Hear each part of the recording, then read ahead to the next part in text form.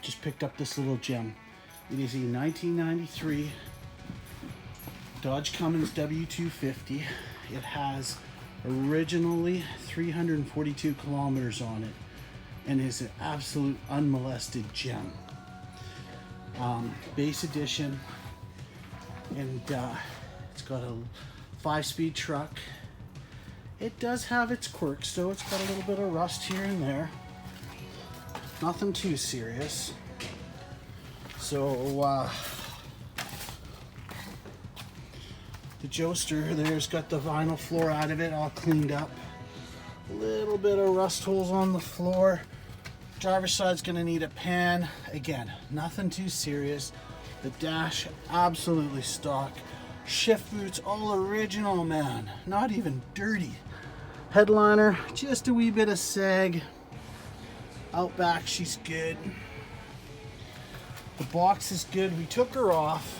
The box, Joe took her off. Reason being is we have an issue with the fuel tank.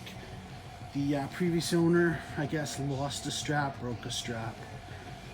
Fuel tank sagged and was running out of fuel.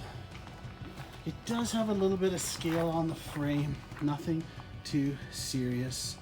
The only problem would be on the driver's side, left side, up behind the fuel tank there, as you can see. Yeah, she is gunnered. So what we're gonna do there is, normally I'd patch it, but we got a nice chunk of frame that I think I'm gonna just splice in here and make her look all new. All right, little buddies, here is the frame section that we're gonna be sectioning in on Smokin' Joe's 93 W250. Came off one of our donor trucks that we used for the motor and transmission. As you can see, frame's in really good shape. Going to be sandblasting it, pressure washing it, and getting it ready to splice in. We're going to be doing the splice right around the cab mount here, up and over.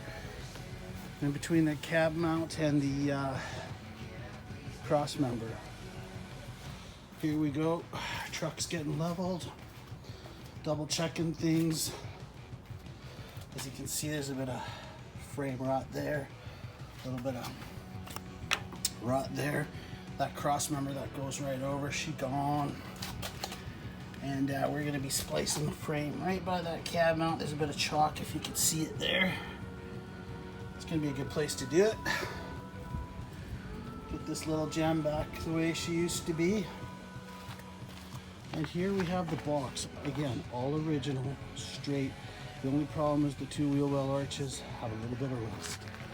I can't remember the last time I've ever seen a bed this rust-free, this dent-free, but certainly rusted.